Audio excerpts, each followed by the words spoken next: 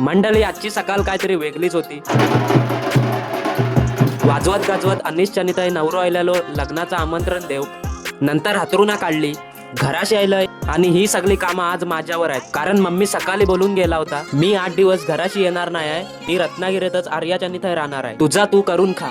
मग काय आता ही सगळी कामं माझ्यावर पडली आहेत. अंगोली बिंगोली करून मी विरूचे केस कापूक गेलोय. केस कापून झाले आणि त्याच्यानंतर लग्नाक रेडी झालंय. देवला लागे आयलंय, नवऱ्याची भेटीगाठी चालू होते. त्याच्यानंतर लगीन चालू झाला.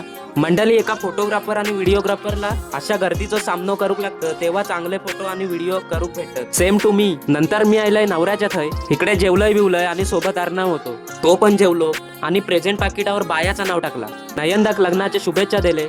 लग्नाक ही कोणीतरी रॉयल इनफिल्ड आणलेली, एवढी जड होती ना माका उठता उठे नव्हती आणि त्याच्यावरनं पाय पुरत नव्हते. बघा बघा देवला लगी व बारको पोरगो दिसलो. कंटेंट साठी मी त्याच्या सायकलीवर बसलोय. संध्याकाळी नवरा नवरीची वरात बाहेर पडली आणि विगू टेम्पोच्या आत दिसत नव्हतो. विशालांना बघून हसाच कंट्रोल होत नव्हता.